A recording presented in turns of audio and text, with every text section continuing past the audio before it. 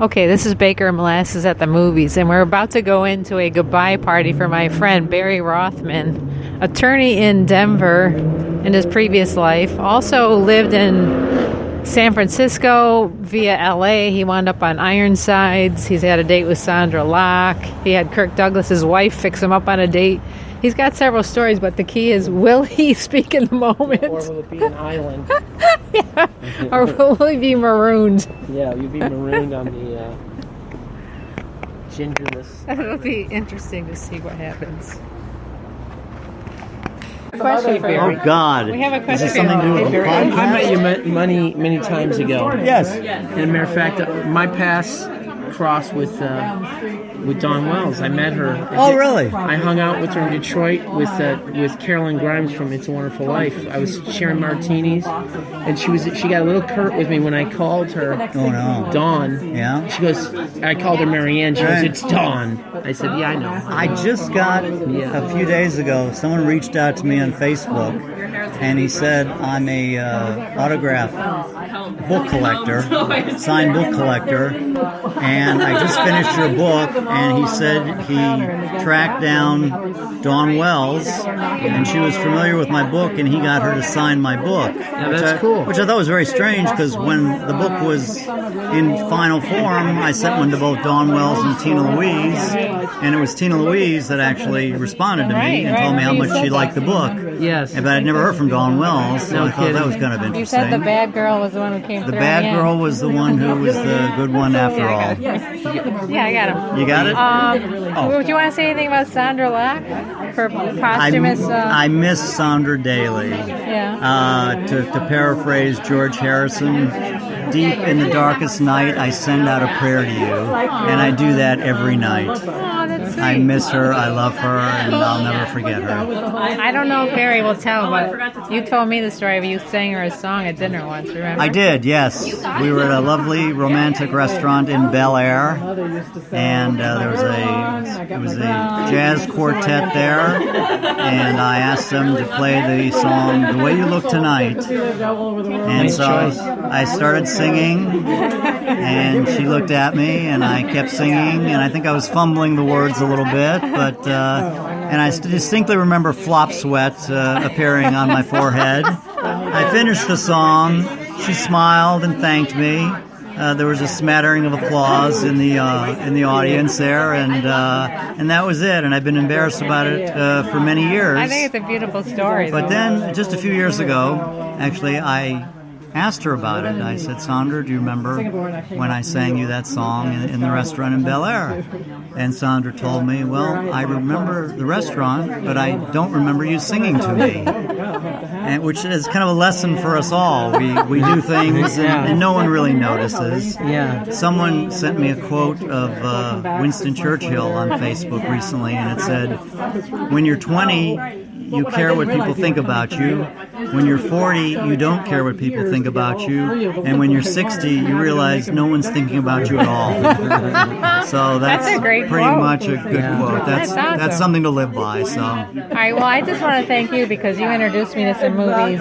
He's a classic movie Yeah, aficionado. what's your Barry. favorite desert island picks? 4 or 5. my favorite If you were movie. taking him to Gilligan's All right, Island. can I say? Because Yes, I'll you remember can. because Yes. I care about you. Yes. You told me to watch, and I did not do it because I was worried it was depressing. Yes. The Best Years of Our The Lives. best movie to ever come out of Hollywood. I even write a whole chapter of in my book about the best years of our lives. William Wyler. It's a great film. Best film there. I can see it weekly. 46. 1946 exactly. And Harold Russell was the only actor to ever win 2 Oscars for the one same role. part. And he was brilliant. I loved Supporting him. role in the Exactly. special Oscar. Brilliant.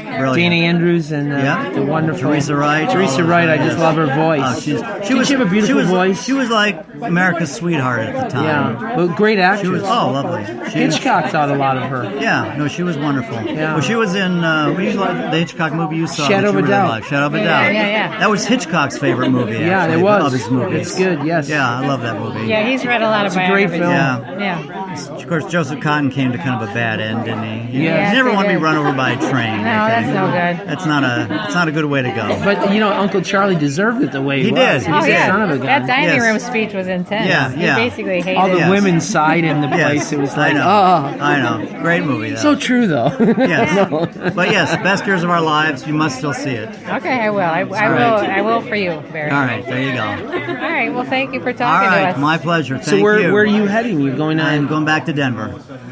There's that great Bob Seger song, "Get Out of Denver, Go." You know the song? Well, there's Chuck also Berry. the great John Denver song, Yeah. Rocky Mountain High. Yes. So that's So kind of you- that's where So I'm that's where going. you're heading. Good Yeah. for you. Yeah. Well, I spent half my life there, so it's like going home.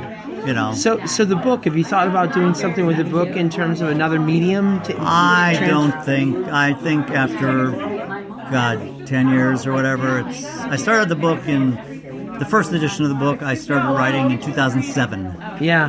at the behest of Sondra, actually. And I think after all of these years, I'm going to move on to my next adventure. What is your favorite film of hers, of Sondra Locke's film? There's only one great film that she ever made, With and it with was Clint? no, not with Clint. Oh, actually, she made one good movie Yeah. with Clint, which is the Outlaw Josie Wells. Yeah. That was a good Western, but that Great- was really great film. that movie belonged to Chief Dan George. Yes. He owned that film. But the Carson McCullers book, Oh, yeah, I know. you know, I watched it. The It was Heart is a great. Lonely Hunter. Oh, yeah. Yeah. She was brilliant in that. Yeah. She was nominated for an Oscar.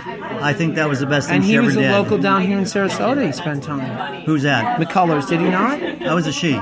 Or she? Yeah, I don't know if she did or not, actually. But that's brilliant. I mean, it's Alan Arkin's in it, Yes. and it's a wonderful story. And she was never better. It was really the first thing she did, and probably the best thing she She ever was did. 19 at the time, right? Yeah, she was about 21 or so. She played a 14-year-old tomboy, but it's a great. Oh, it's wonderful. Did she enjoy doing the Clint Eastwood pictures? Did she? She did. She did in a way, but for example, one of the orangutan movies Yes. was on, and One Which of way them. but loose? she said there were two of them, but she Yeah. said she enjoyed. She plays a country western singer, and she said she enjoyed making the movie.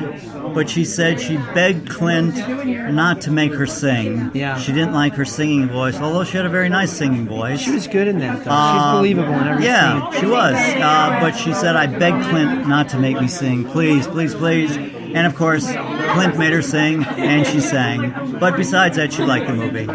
Yeah. After Best Years of Our Lives, what's a perennial favorite? of Lawrence of Arabia, I can also watch. yours? You watch it on your phone or a big screen? I watch it on small screen, but not my phone. You know. Yeah, you can't. You miss the desert if you know. All right, another one you gave me a list when I first started working here. You gave me a list of movies. Yeah, Top Hat was on there, right? Top Hat. Well, Fred Astaire, Ginger Rogers, Top Hat, Right. Swing Time, and Shall We Dance? Sure. Yep. Gene Kelly, An American in Paris. Yes, I watched You that. screened at Opera House. It's fabulous. David Lean, Dr. Zhivago, and Lawrence of Arabia. Also, Great Expectations is so good. That's good too. Not as good in my opinion, but good. That's I love okay. it. It's Dickens after Yeah, all. You it know. is Dickens, but Black and white. black and white, exactly. Those are my favorites. Yeah, those are my favorites. Well, good luck on your journey. All right, thank you very much. I'll hang around. We're going to finish this All right, out in the hallway. But you got it. Thank you for talking to us. Finish whatever you'd like out in the hallway. Good luck to you, brother. Thank you. Nice talking to you. Talk to me, Barry. Do you want anything? Hey, man. Do you know Tony? I know, Tony. Nice to see you, man. Nice to see you. All right, so that's the farewell for Barry Rothman. Oh, the farewell, yes. Now I want to tell you about a movie that it reminded me of. Which is- Columbus, which is also an Asian director, I love- Kogonada. Yeah, Kogonada, he does a It lot of... reminded me of that, and those quiet moments. I love the architecture, too. It's funny you should say that because that Kogonada who does these video exposés, that's how he got into filmmaking. Okay. He's fabulous. He's just I think that was a great film. Yeah, I thought it was And fantastic. it's really quiet, and Yeah. this was like that. I thought this was a masterpiece. It was actually. really pretty, I really really pretty. understated it at the place, but if you can't dig this film, Oh, I know. I mean, the grandmother. There's so many. You know, and I think scene-to-scene what moments. stuck with me, the bridegroom, He was really well done. His facial expressions. And then, yes, that sadness and the joy. That table scene where they're like spinning. Oh, I know. The room spinning. It was beautifully done. It's a great film. I loved it. It was very good. It's a great film. I really was surprised at how good it was. I thought it was going to be a little silly, but that I guess she sounds like a water, Aquafina. Right. She was so good. I was listening to somebody in the audience the first time I saw it. Said, "Oh, she's so maudlin. She's so depressed." She wasn't showing emotion. She was just That's her personality. You know, she's trying to, and it overcame her. Yeah. And I thought that was just a gorgeous film, like you say, and it's. I loved it. I loved it. I gave it as high as a 95, 96. Yeah. That's good. So I looked up other goodbye movies. Goodbye Girl. Oh, yeah. Richard Dreyfuss. He was actually the youngest at the time to win an Oscar. Marsha Mason. Yeah, right? That was a beautiful movie, I thought. I interviewed him. He was so nasty to my cohort, my colleague, and he was so nice to me. Really? And I had him sing. You're asking, Barry just talked about singing. Right. And I tried to have him sing the thing from Jaws. And he goes, "No, I'm not going to do it, no." And I was like, trying to get him at Michael's on East. And he was really, really sweet about it. And he was talking about old Hollywood. But he was really nice. And that's a good goodbye movie. Yeah. A farewell. Coming of age film kind of always says goodbye. You see... he mentioned a great film there, Best Years of Our Lives. I didn't want to get in an argument with Barry on this is farewell. It's his farewell. He'll go toe to toe too. So good thing. But that year, that's not the greatest film ever made. There was a better film that year, which is by my guy who was ripped off of the Oscar, Jimmy Stewart. It's a Wonderful Life. Okay. I mean, this is a superior film to that. I mean, it's just a better. Oh my God, That's a great film, but right. But it's a tough film. And look at what's held out as iconic. Your pick. Well, actually, Best Years has done really well too. He's not wrong in that. It's just that it's just such a it's Jimmy Stewart, and you have all the joy and sadness and what his life would be without. But it's Capra and William Wyler. Same year, right? So that shows you the depth of Hollywood, though. Yeah. The studio system. Yeah. And some years, let's face it, there should be a tie. There's just so many good movies. Yeah. Some years, right? It's just tough. Yeah. And there has been a tie. Wasn't there a tie for actress? Barbara got a tie with Hepburn. That's right. In the 60s. Right. And I've been trying to think of another tie, but for Best Picture.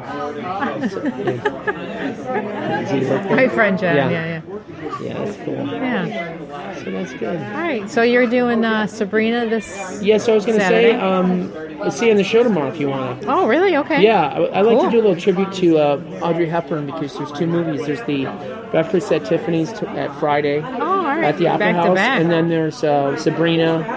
And then I like to talk about the Shakespeare movie again too, and I we'll think figure out some stuff. That had so many layers. I loved it. So. And we'll do a little tribute to Audrey Hepburn if you want to bring your favorite. Yeah, I would love that. So okay, cool. Farewell. See you tomorrow, Marianne. Yes. It's cute. It's a cute get up.